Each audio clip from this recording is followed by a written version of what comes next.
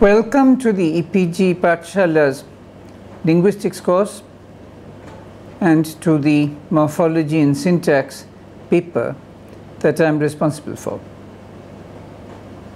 I am Prabal Dasgupta. I work at the Indian Statistical Institute in Kolkata. In this session, we shall cover Module 30, which is about the grammar of complex predicates. As the name indicates, our objective is to introduce you to the grammar of complex predicates.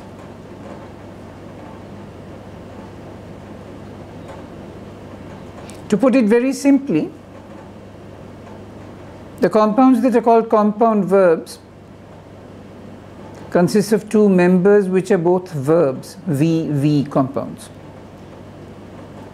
Complex predicates are compounds of the form noun verb, or in a minority of cases adjective verb, and in a very tiny minority of cases adverb verb or particle verb. Very few cases of that kind. The verbs that feature in these NV compounds, noun-verb compounds, the overwhelming majority involve noun-verb in the structure, are known as light verbs. Light verbs have in common with the vector verbs of a compound verb discussed in the preceding module the fact that they are semi-lexical, that they are halfway between auxiliary status, fully integrated into the grammar, and lexical status, completely outside the grammar as full lexical items.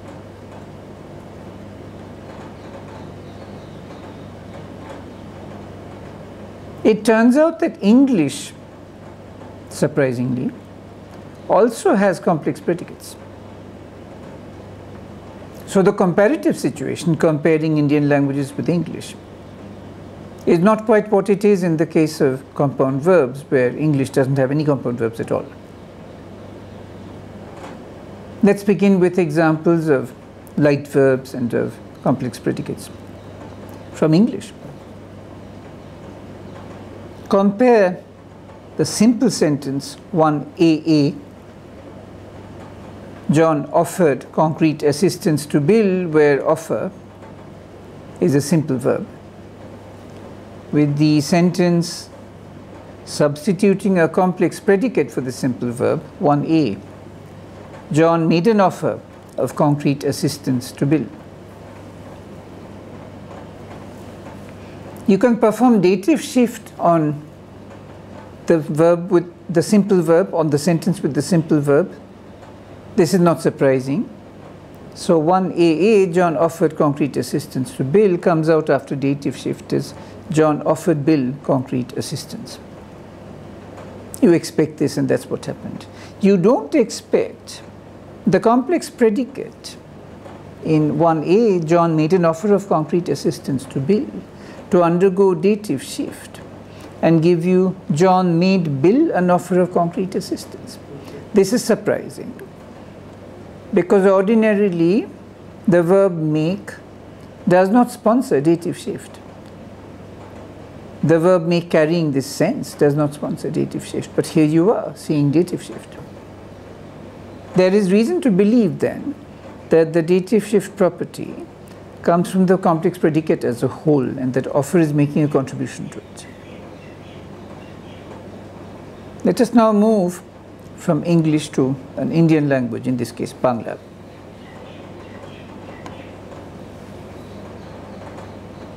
Consider several examples from Bangla of complex predicate sentences.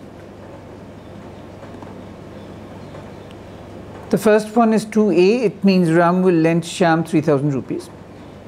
It comes out as Ram Shyam ke 3,000 taka dhar debe. Dhar debe, loan, will give, is the exact form of the complex predicate. In 2B, which means Yadu will no longer help Madhu, the exact form is Jodu Madhuke ar sahajjo korbe na. Here sahajjo, help, is a noun. Korbe na, won't do, is a light verb in the negative form. 2C, depend eshober kichhui টের পাইনি, which means depend didn't notice any of all this, has the light verb paini, didn't get, with the cranberry noun ter, which means perception.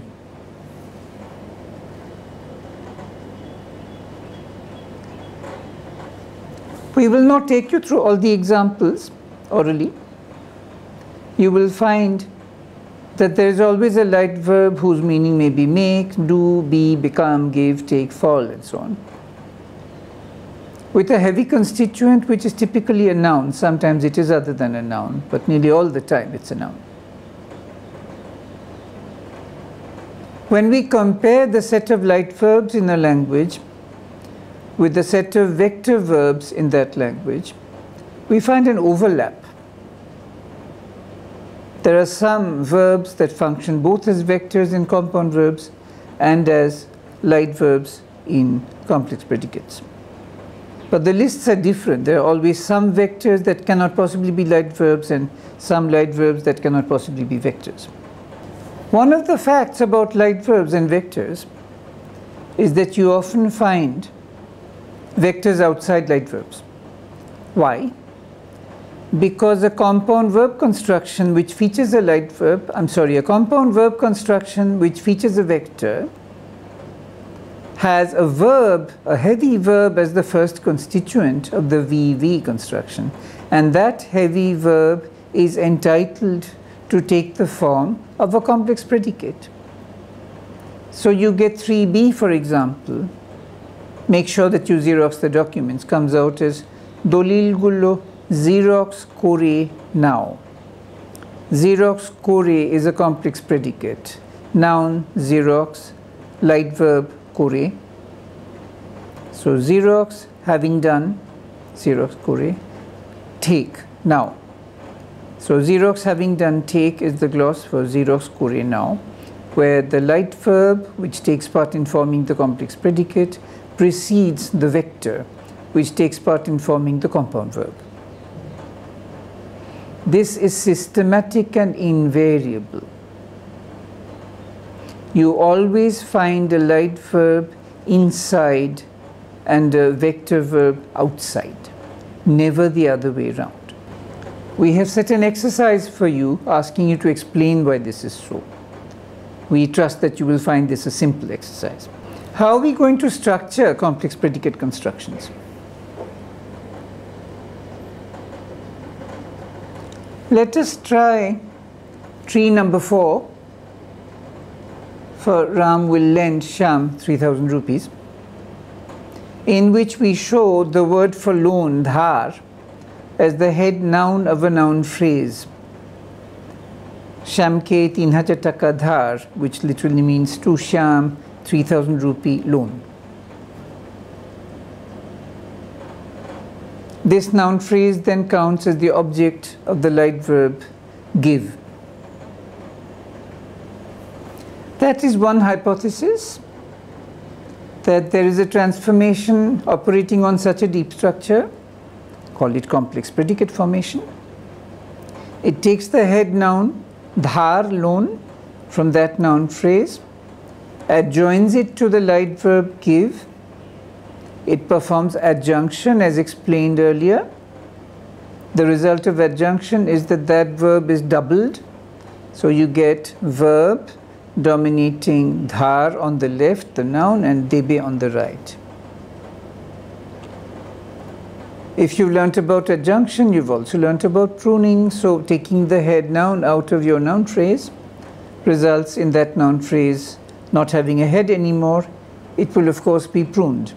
The result is that these object noun phrases shamke, to sham, and 3,000 taka, 3,000 rupees, now become daughters of the VP rather than daughters of this deleted NP. This is the syntactic structure you expect at the surface structure level.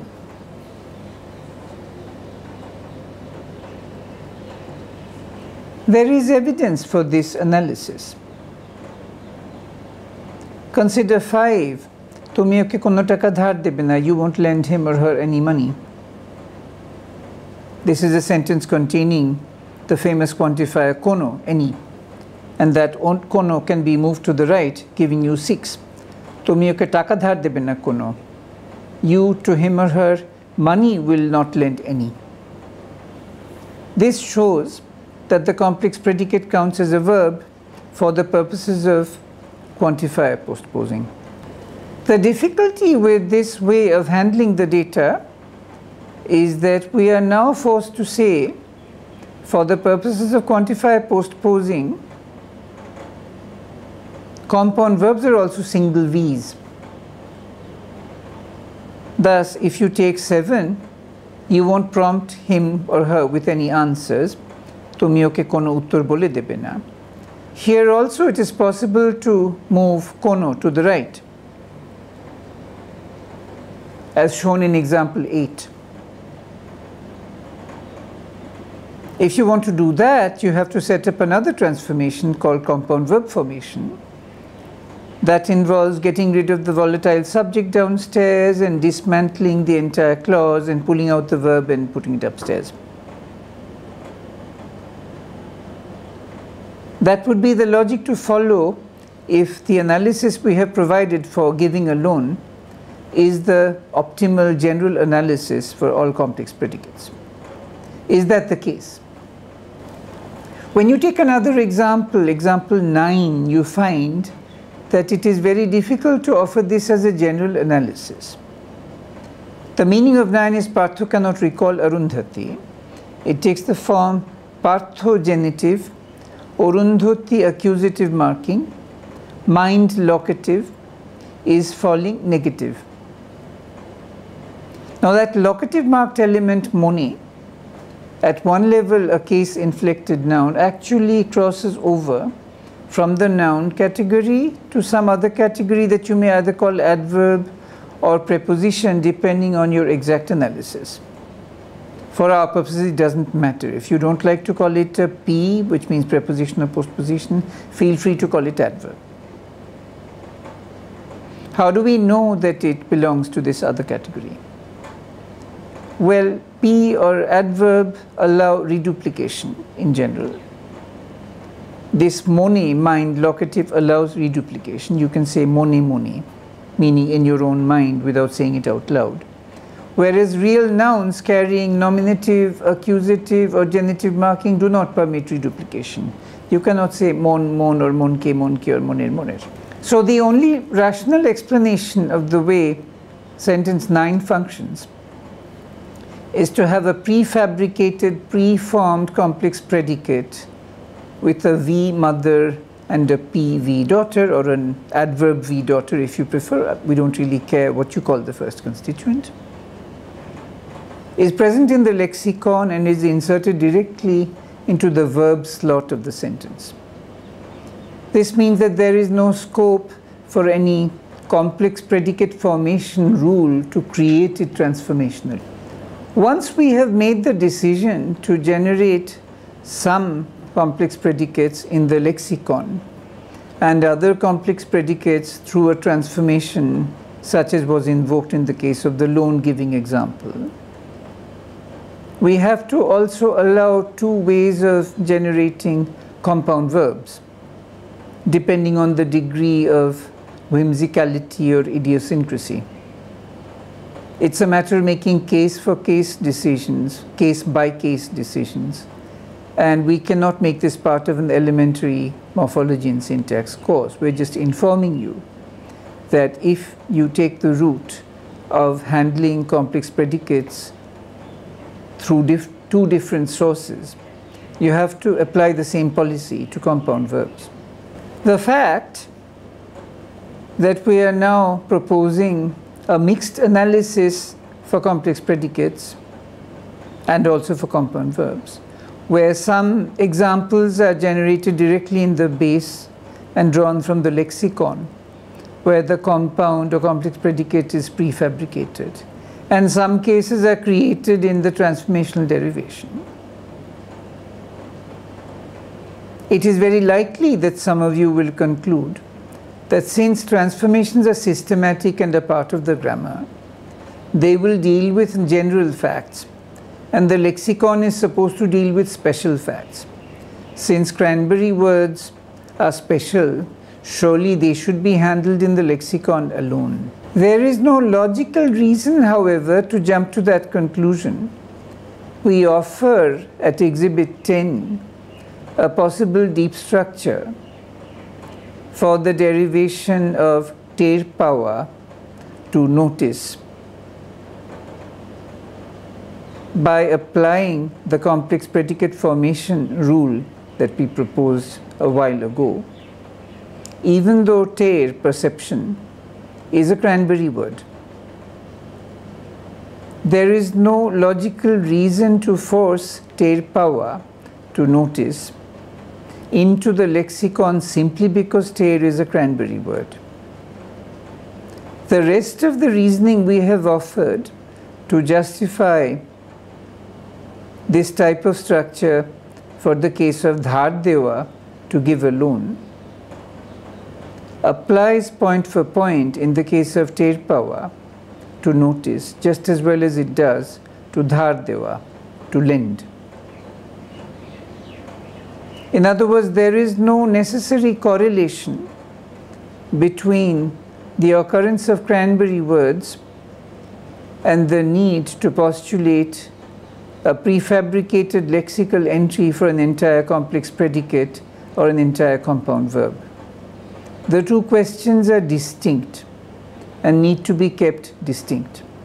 In exercise 2, we try to accustom you to the fact that a transformation has no idea whether one of the words it looks at is a cranberry word or not. Consequently, there is nothing to stop a transformation applying to a structure in which there is a cranberry word and modifying it. We understand, of course, why you must have jumped to the conclusion that if there are lexical specificities to describe, they should be described in the lexicon.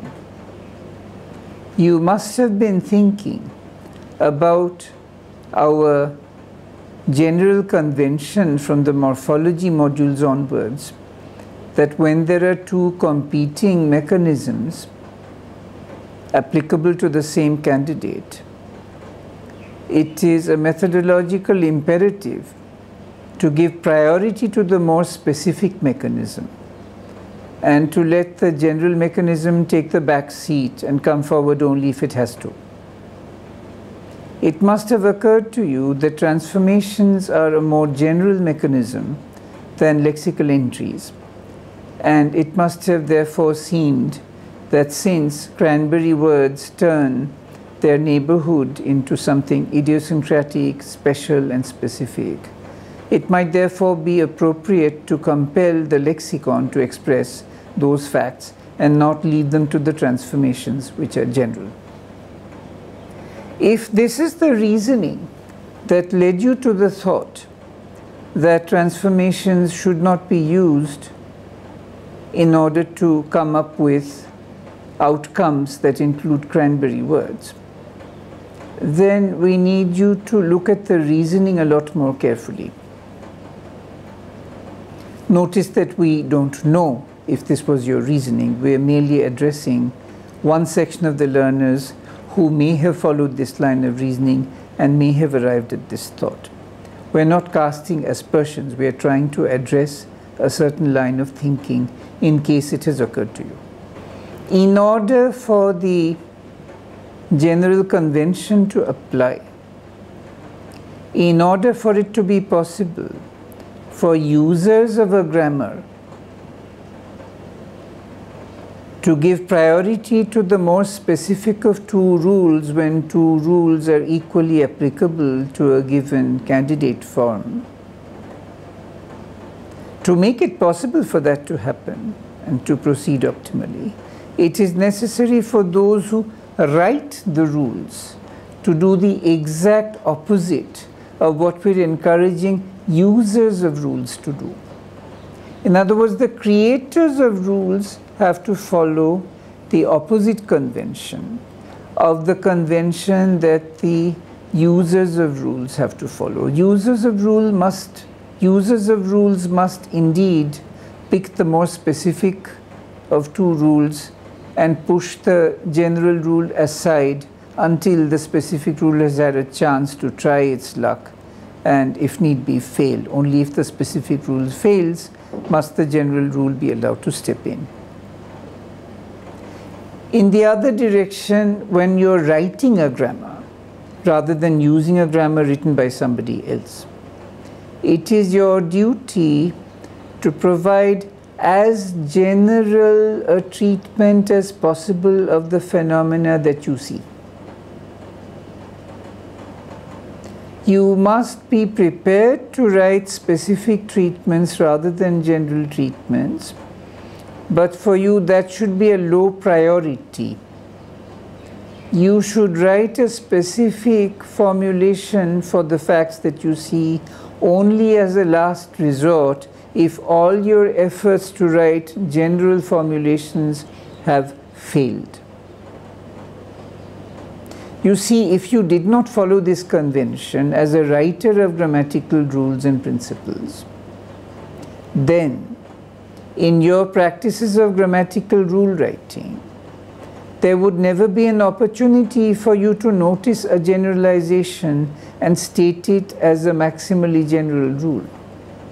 The moment you see a particular fact, you would be inclined to write an extremely narrow and specific grammatical rule recording that particular fact and saying, this is a rule, I'm finished with this piece of data, let me go on to the next piece of data.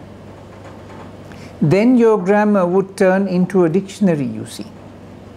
This is not what you want to do. You want your dictionary to record specific facts, granted. In order for that to happen, you have to be able to distinguish the specific facts from the general facts. For that to be possible, you have to find the general facts. They don't wear their generality on their sleeve. You have to discover them. The only way for you as a writer of grammars to discover general facts is to keep exploring the data, noticing patterns, trying to find the maximally general patterns and trying to record them. At the same time, noticing all the peculiarities that torpedo these simplistic statements of the patterns. You need to keep all this in mind. And this means that you have to follow a convention giving priority to the general over the specific when you're writing a grammar. And that only when you are using a finished grammar can you follow the opposite convention that says give priority to the application of the specific rule over the application of the general rule. This is why it makes sense for transformations to derive as many compound verbs and as many complex predicates as possible, and to state as few complex predicate lexical entries and compound verb lexical entries in the lexicon as possible. That is why it is important not to allow the occurrence of cranberry words to influence your decision about whether a particular case should be handled by a general device such as a transformation or by a special statement in the lexicon. In the final section of this module, we are concerned with the application of recursive rules. In order to determine the extent of recursion that occurs in compound verbs and complex predicates, we need to find the largest possible compound verbs and complex predicates. The largest possible compound verb in Bangla that we have been able to find is nachiye niye berano, which means toy with the affections of, and which consists of one pole and two vectors. There are no known cases of three vectors attached to one pole. Among complex predicates, likewise, we find three-member compounds, such as go into hiding guard, haka dewa, or help somebody across the street, rasta par korano. These are maximal and they have exactly the same length as the maximal compound verb we've been able to find. What is the syntactic structure of these constructions? The material that is most helpful in arriving at an answer to that question concerns the complex predicate rasta par karano to help somebody across the street. If you take example 12 where this verb is instantiated, O ekhane niyomito andhoder rasta par kore, she regularly helps the blind across the street here. We have no empirical basis for placing andhoder and rasta, the blind and the street, under par, crossing. We also don't have a basis for placing andhoder rasta par under the verb korano. Therefore, we have no viable transformational derivation that brings us to 12 from a plausible deep structure. When we compare 12 with 13, the complex transitive predicate that means crossing the street, ekhane andhora niyomito rasta par hoy, blind people regularly cross the street here, we find that this 13 has a formally simple equivalent where instead of par hoy, cross become for the meaning cross. You get a single word in 14, ekhane andhora niyomito rasta peroi. Blind people regularly cross the street, as in languages like English, where there are very few or no complex predicates.